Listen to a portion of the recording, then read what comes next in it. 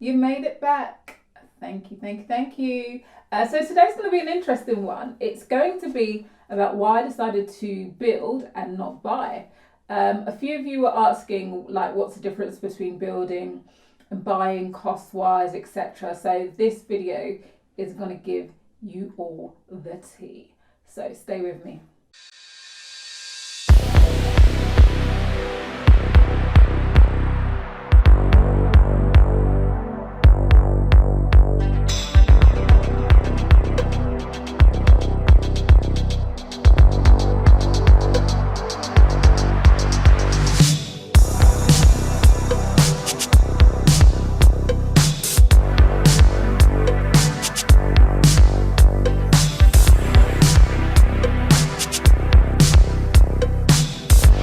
You are tuning in yet again. I say yet again like this is not my second video.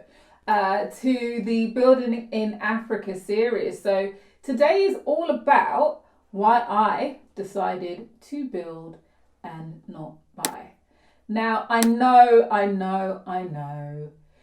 Buying is so much simpler, and that's what we do in the UK, right? I don't actually know anyone who's built their house from scratch in the UK. Does it exist? Let me know in the comments, because I ain't seen no one build from the UK, like from the ground up, unless you're like a property developer. But I've not seen that. So I really wanted to do something a little bit different. I choose to do things that not everyone else is doing. I think when you jump on a bandwagon, it's so easy to get a bit complacent with that bandwagon and just follow what everyone else is doing. I like to do things different, right? So I decided why I'm going to do things different, and this opportunity came about, which I'm going to take you through now. So to make things like super simple for everyone, I'm really just going to take you through, I think, 5 points which made me decide to build and not buy. I think for a lot of people watching this, like, have you ever seen anyone from the UK build from the ground up? No, never have I. So it was a real challenge, to figure out, can it be done by like somebody who's not a property developer? I'm not a developer. A lot of us aren't. But how do people in the Caribbean and Africa and all over the world, I'm just using those two examples, do it? So I'm not saying that it must not be difficult, but there must be a reason why they can do it and it can be done. So just putting it out there, disclaimer, it can be done. So I know loads of people around me, not necessarily my generation, that have done it. So they've built homes in Jamaica, Barbados, Africa, or Nigeria, you name it. And yeah, it can be done. So, when we look at our lives, and I would say I'm a bit of a risk taker. I look at my life and think, what else can I do different? I'm not really somebody to follow the crowd in that respect. So I decided to do something different, and hopefully it's going to pay off. If it doesn't, I'm in trouble. But let's use this time. I'll take you through the 5 reasons why I decided to build and not buy. So, number 1, plot size. Plot. Say it again, plot. So, this is probably the same all around the world, but you get to pick your plot. So you get to pick where you build your house, so it's not something that you see in an ad on a newspaper and then you go and you have to go with that plot of land because that's all that there is about. I think what really intrigued me is the variety in Ghana. Like, literally, you pick the area you want and you can find somebody or an agent that is selling land. And for me, that was brilliant. So it's actually around not necessarily just picking the land, and I'll go on to that a bit later on, but it's the size of the land also, which interests me.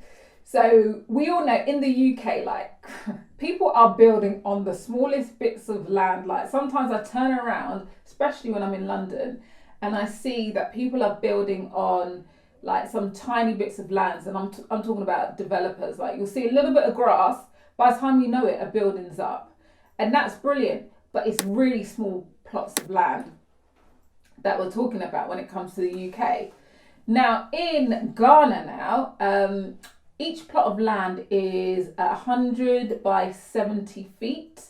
So it's a decent size. So that's what they sell plots in. So if someone says, "Hey, I'm selling my plot of land," the likelihood, the standard size is 100 feet by 70 feet, which is a plot of land.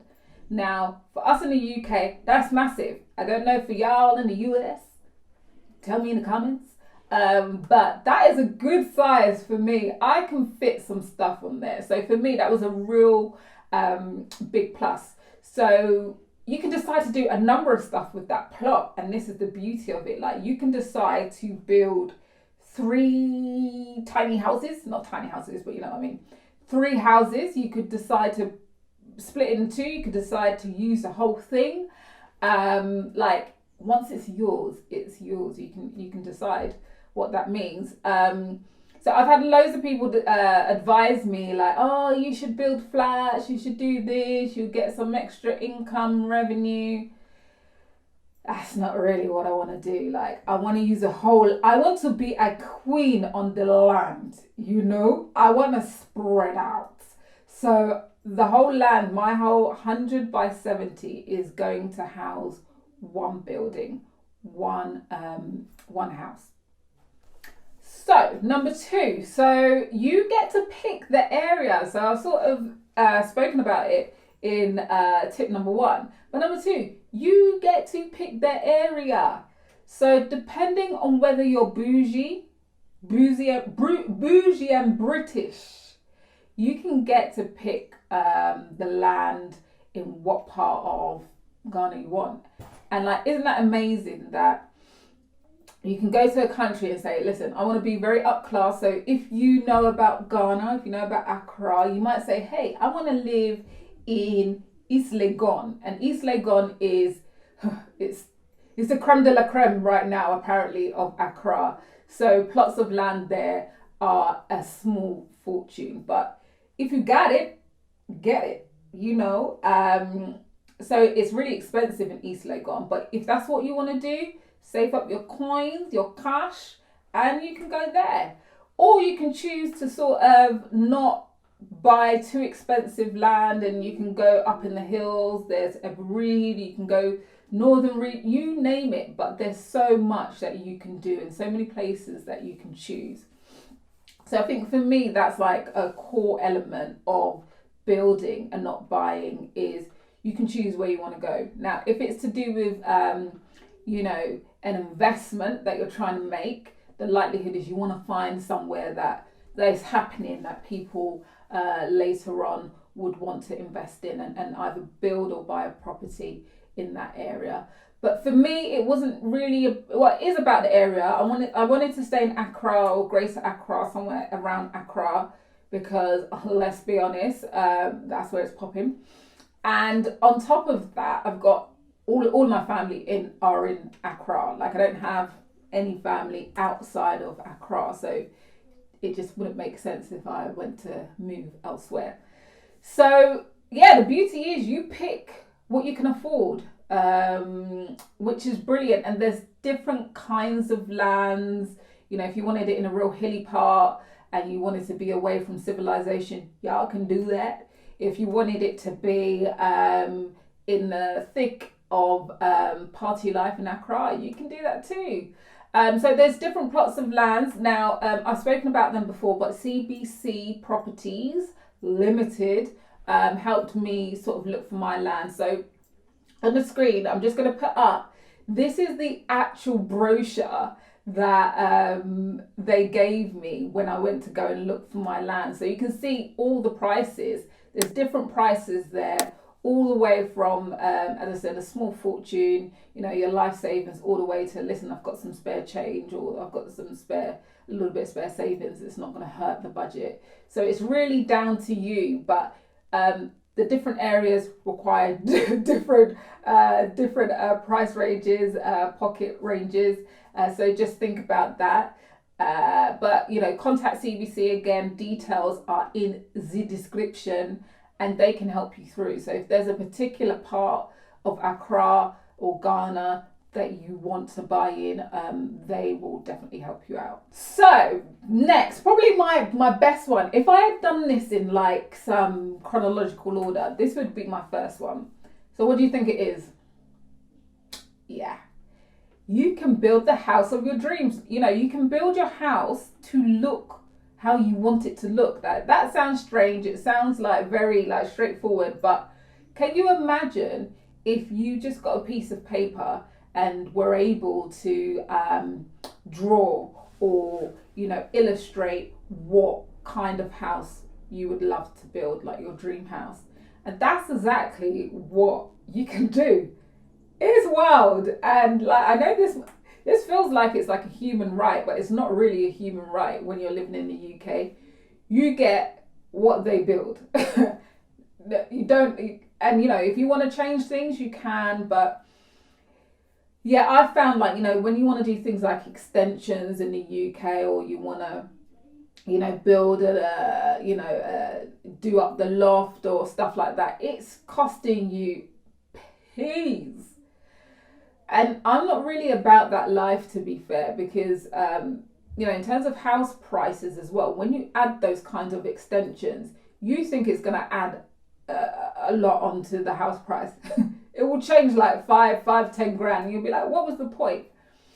So depending on what you do, that can sometimes be the case. Whereas if you're building your house from scratch, like if you want utility room next to another utility room next to an open plan kitchen with you name it, a sports hall, whatever it is that you want, you can do that, as long as your architect understands your vision, gets it on paper, and it all fits on the land, and you get that sign off, then you're all good. Now, yeah, for me, this is really number one.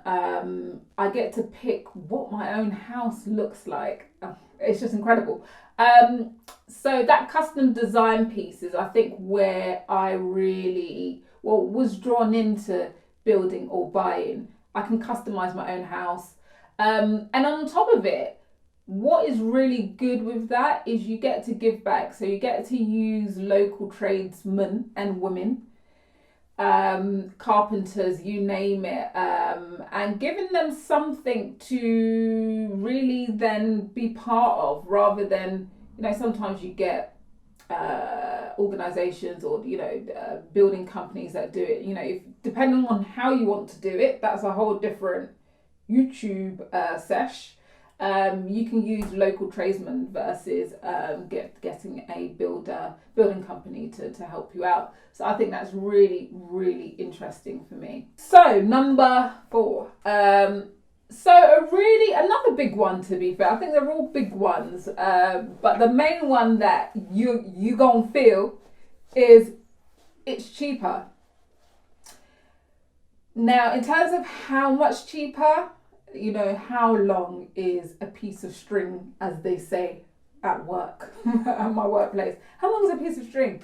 Yeah, how long is a piece of string? Like, how you want your property or building to be finished, that's really down to you. Like, you can do a real basic build in Ghana and it not cost you that much. I'm throwing out numbers here, but maybe it costs you like 30-40 grand, but it would be the basic of the most basic of the basic.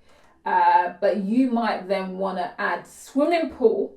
Yeah, you might want to do shaku shaku and add a swimming pool. You might want to do a little bit extra and add like an open plan kitchen with marble or granite tops. It's down to you. So although it's cheaper, depending on whether you are a diva, I'm saying diva because I'm a woman, it could cost you like whatever. However, let's take this one consideration. When you buy a property, like already done, like it's got everything that you need, toilets are done, tiling's done to your standard, that is brilliant. I'm happy for you. However, they are going to add some money on top for that. So, you know, builders are building, professional builders are building to make profit. And that's where, as an individual builder, somebody who is not part of the investment gang, I'm not building to, you know, resell. Although a lot of people are like, oh, Annette, are you going to resell the property? You know, what are you going to do? Yeah. I don't know.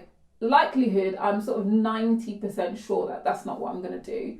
However, it's an option, you know. If I become broke, I'm homeless, living in one shack somewhere, and your sis needs the money, I might have to do it. But generally, you know, builders build to make profit, and that's not what I'm looking to do. So you'll get all the base costs. Now, what might be an issue is how you're building it and who you're building it with.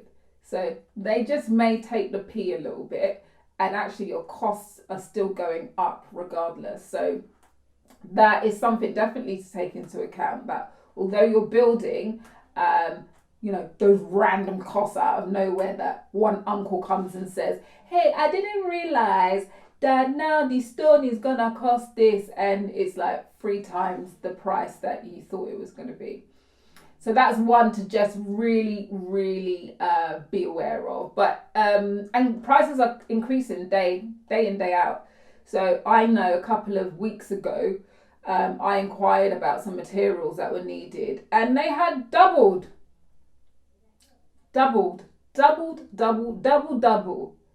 And so you can't be sure these days. You cannot be sure. So it's definitely one to watch out. But genuinely, I think building has to be cheaper. If you do it the right way, it's definitely going to be cheaper. So the final one, and you all may think I'm being a bit weird on this, but in my old age, I have become very aware of the impact that people, myself, my family, have on the environment. So the final one is all about being sustainability. And I think when you're building your own house also, you can take into account things like, I don't know, if you wanted to have solar panels, and why not? You're living in a country where the sun shines, like the sun shines. And what, guys, what did we learn in science? Hey, sun is a source of energy. So if I can afford it, and I say that because these solar panels are, you know, the prices that I'm looking at is really eye-watering, like it's sending me. But if you can afford it, like things like solar panels for your house is going to be the most cost-effective thing for you.